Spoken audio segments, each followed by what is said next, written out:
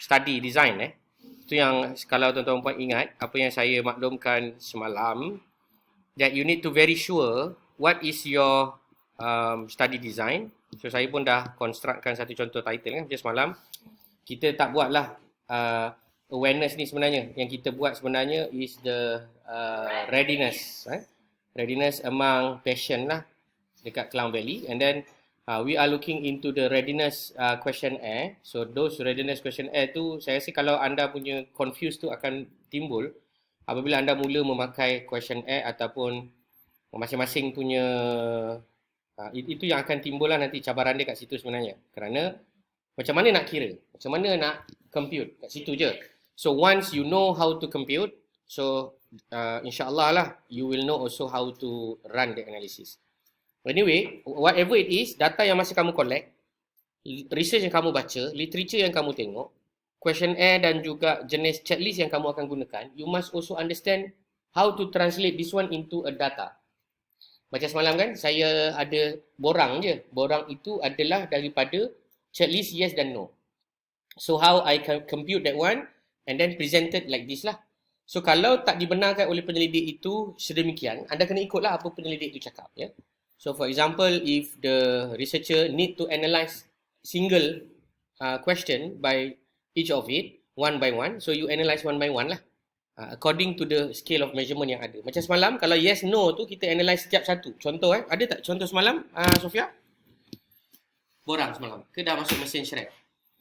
Ada Jadi saya boleh tanya? Ya. Kalau macam waktu yang kami tengah buat apa, macam buat ada tanda kan. So any questions we can try to contact you. Ya, kan, sure. I will be always be here in LKKM. PC initial screening ni saya boleh dapat ke daripada internet? Nadia? Nadia pula. Sofia? Yes, dan nama baru. Yes, kita ada nama baru. Nadia. Salah sebut. Okey, contoh salah satu daripada borang yang berkenaan ini mungkinlah ada dekat dalam internet. So dekat sini tuan-tuan dan puan boleh lihat dia ada yes no dan macam mana dia present yes no tu sebagai ya dan tidak percentage. Saya ambil contoh.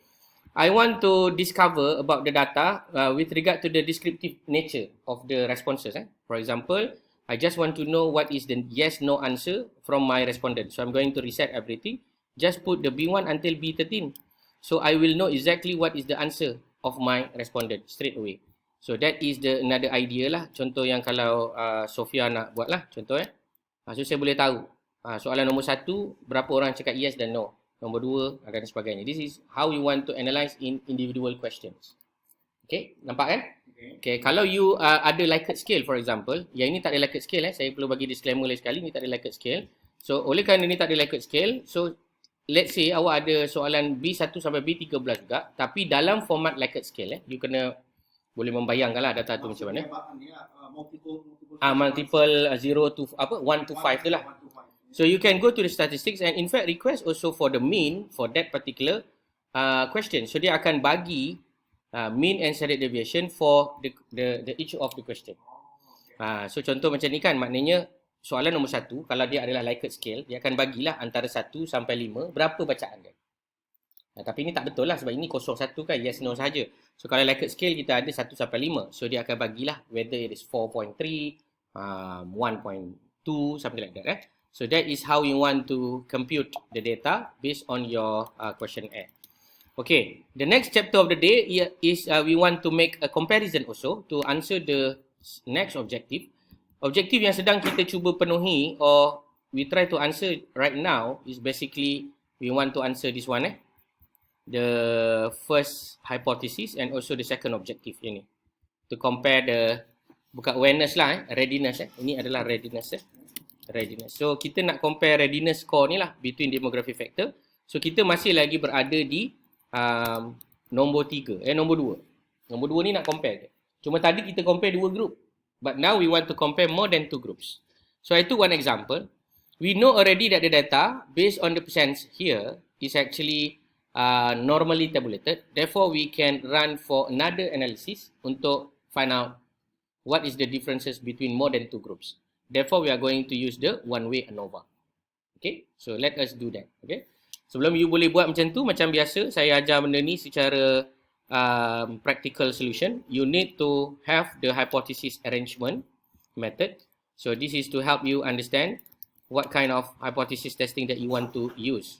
So maksudnya doktor, yang Yeah. all the hypothesis testing ni kan, nanti contoh kalau dalam exam kita jawab, kita akan jawab dalam bentuk poin macam ni ke? Ya, macam ni lah.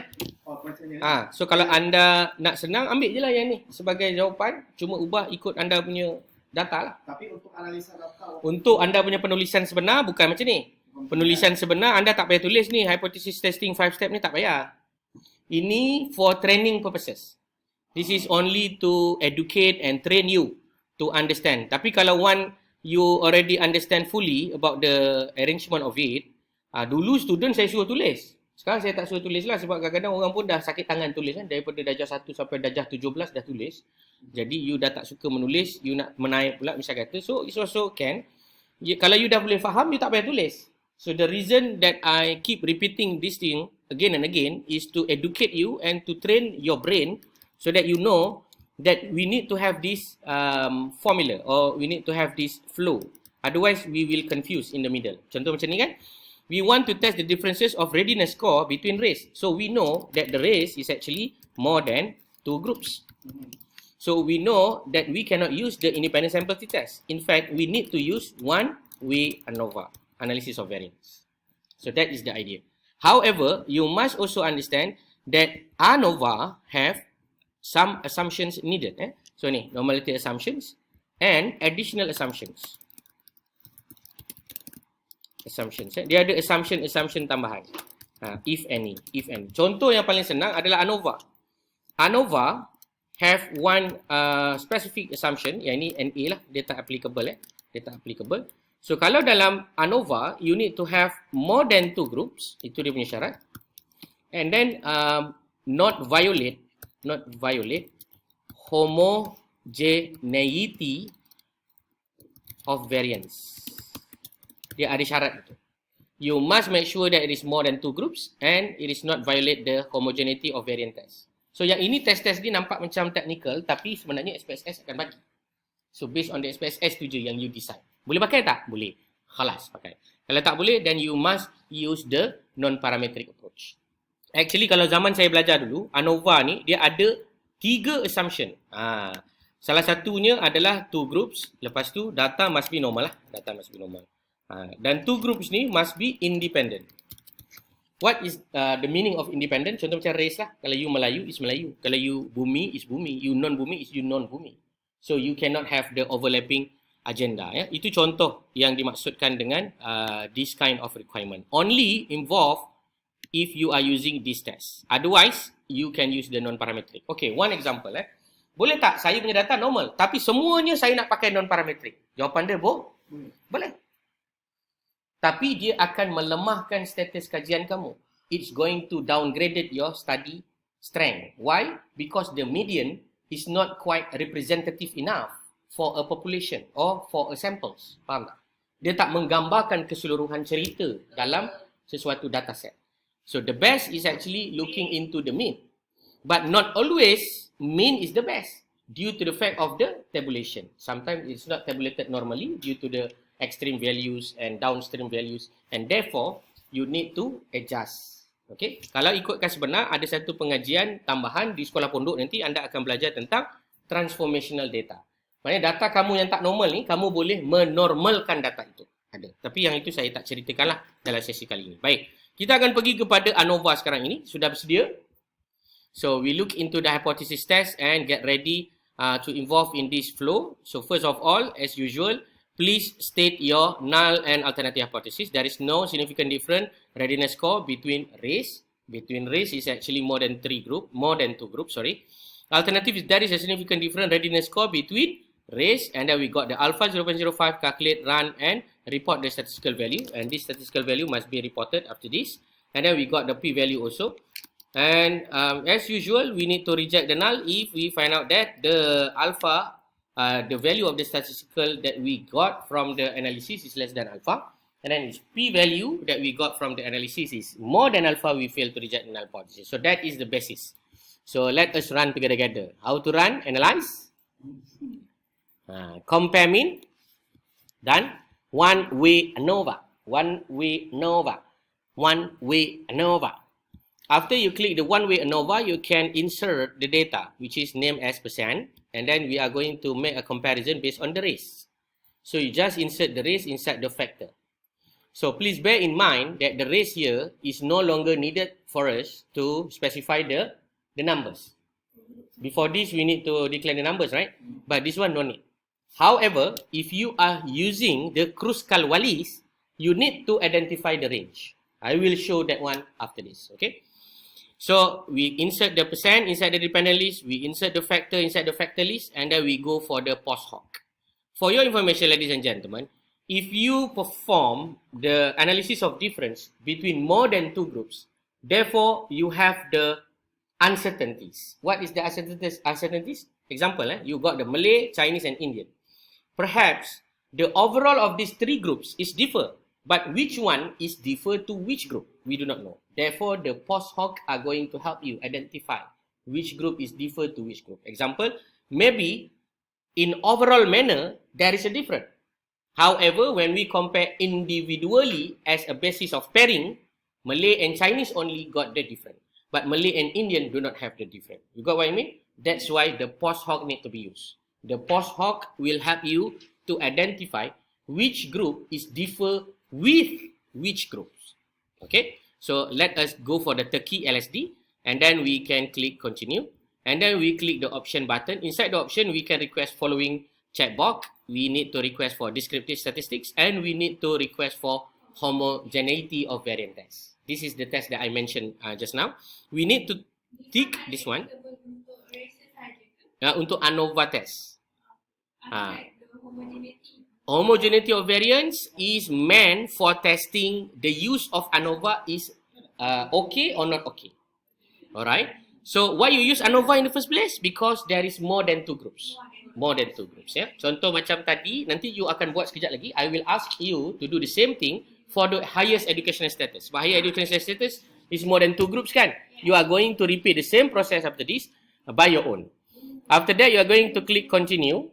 Okay, and then last but not least, you are going to click the paste button. After you click the paste button, the syntax are going to be generated something like this.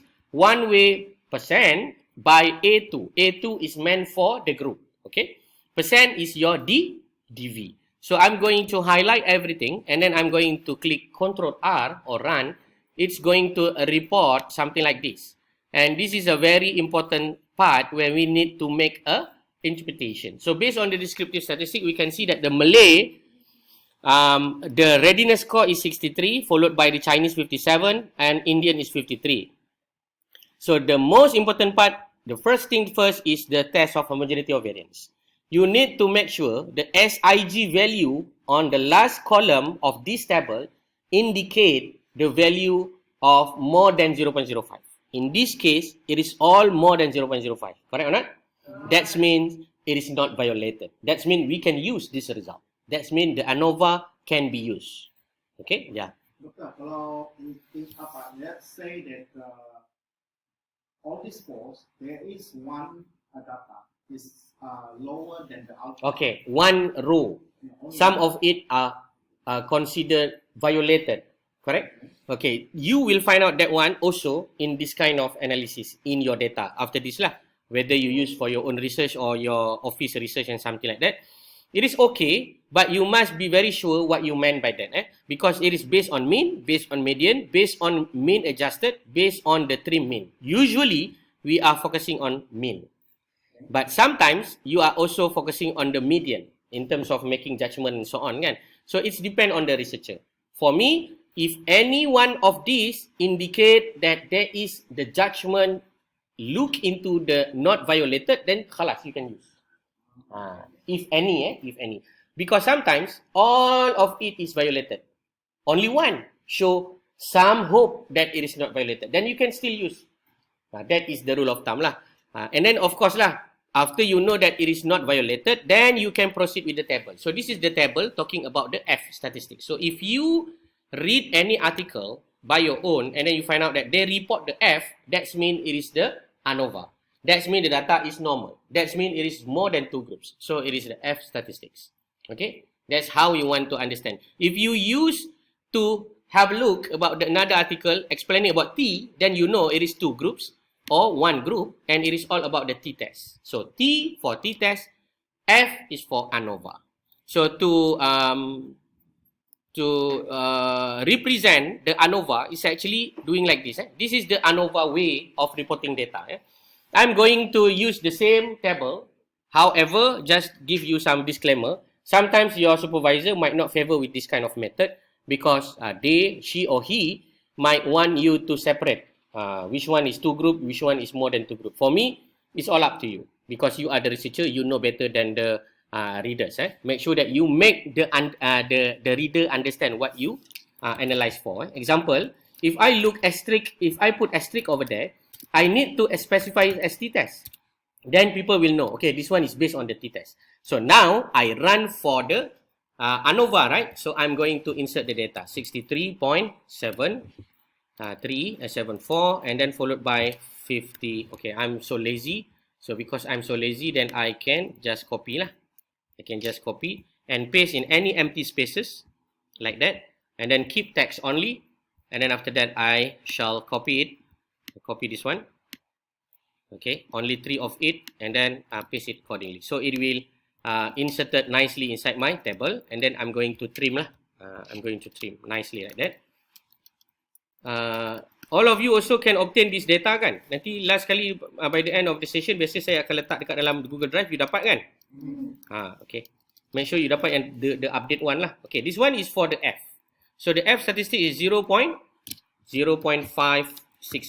Mana? Yang ni. F statistics. So perhaps I want to use another symbols. So what is the meaning of these symbols? It is indicate the ANOVA test. So when the reader read my article or my thesis, then they know already that that one is the test, that one is the ANOVA.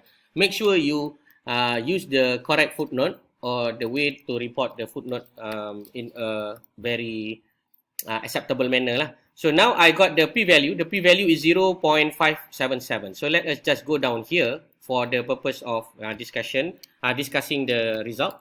5.61, and then the p-value is what? 0.577. So I would like to ask you, ladies and gentlemen, 0.577, it is more than or less than alpha? More than alpha, which is 0.05 is our alpha being set. Therefore, you reject the null or fail to reject null? Fail to reject null. Yeah, that's very correct. Yeah? You are going to choose the second options where we fail to reject the null. So when you fail to reject the null, what is your conclusion? No significant. Yeah, that is very correct also. There is no significant difference. What is the no significant difference of readiness score between what? RACE, race. That is the way to perform the hypothesis test using ANOVA. Any question? Okay, if you do not have any question, then I have a question for you. Please identify the same thing for the another variable. It's all up to you. I do believe that you have a lot of more than 2 variables named as highest education, age, categorical, and numbers of it. So please choose one. Each one of you try to choose in a different perspective, and then we try to discuss the outcome. Okay, please do so now. So you run already the A2. A2 is actually the gender. The race. And after that, I copy this syntax, and I'm going to paste it down here. And then I'm going to rename the A2 as the A3. So the A3 now is actually talking about the highest educations. And then followed by the A4, talking about the type of condition. We have more than 2 groups also. And then the A3, A5. A5 is actually being coded or being transcoded or being transformed into a different perspective, because this is the originally numeric data that are already being classified as the age.cat. And then after that, I'm just write the variable name as age.cat. And then followed by the A6. A6 is talking about the marital status. And then A7, if you remember, is for the independent sample to test the sexual experience.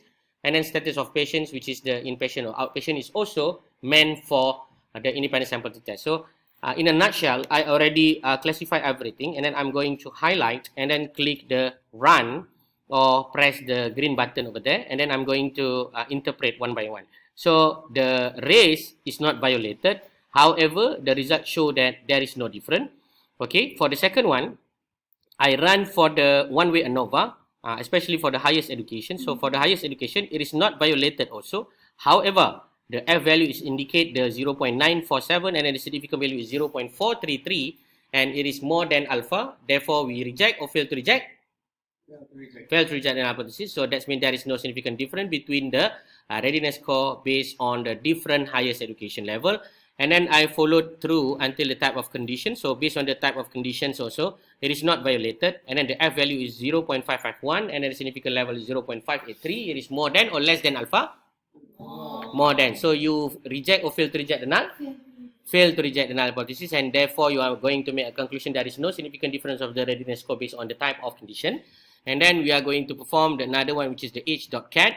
There is no violations with regard to the testing for the homogeneity of variance, and therefore the F value is 1.123 and the SIG value or the P value is 0.340. It is more than or less than alpha? Less than 0.340. More than alpha, and therefore we fail to reject or reject the null hypothesis. Fail to reject the null hypothesis and make a conclusion there is no significant difference of this thing.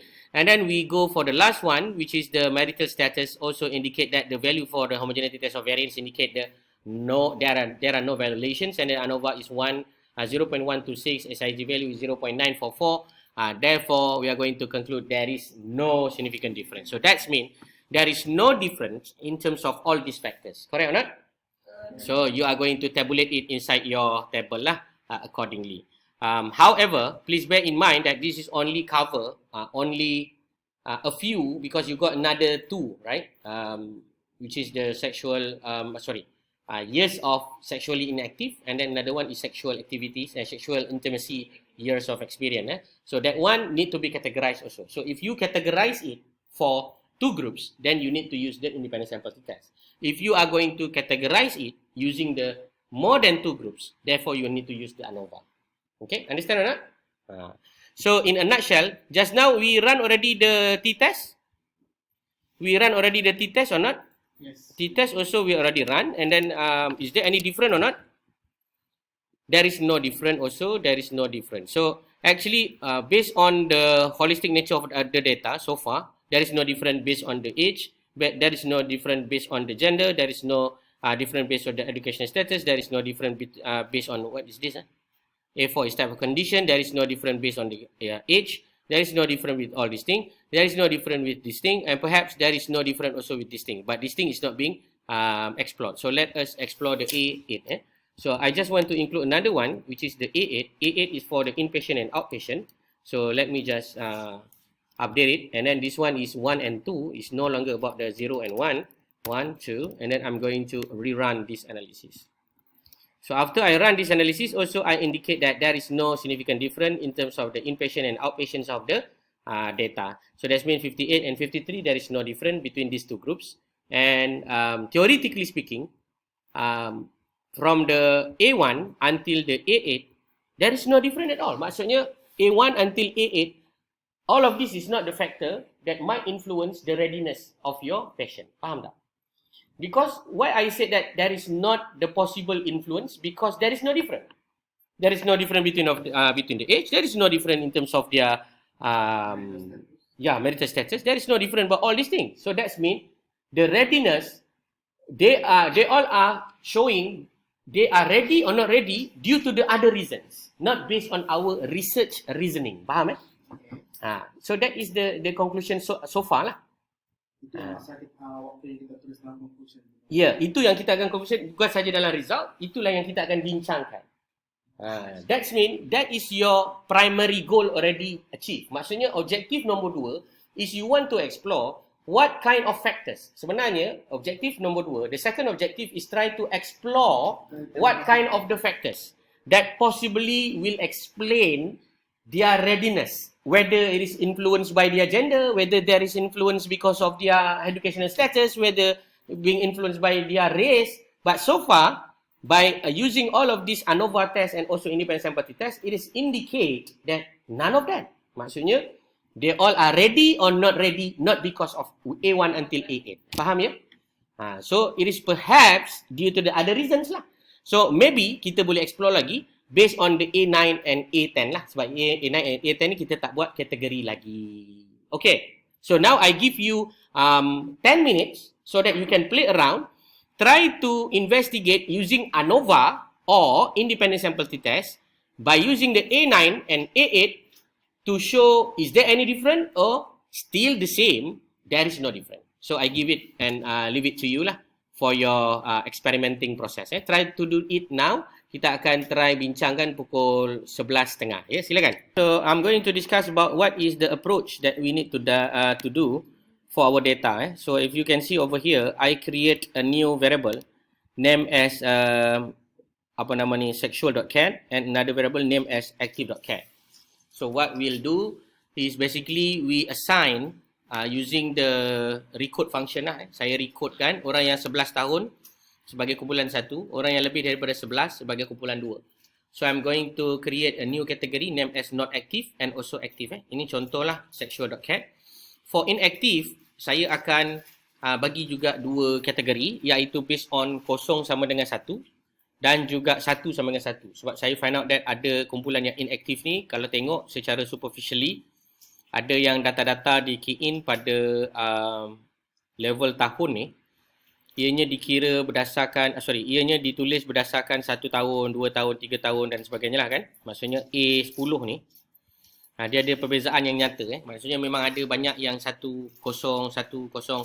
So siapa yang lebih daripada 1 are going to be defined as number 2.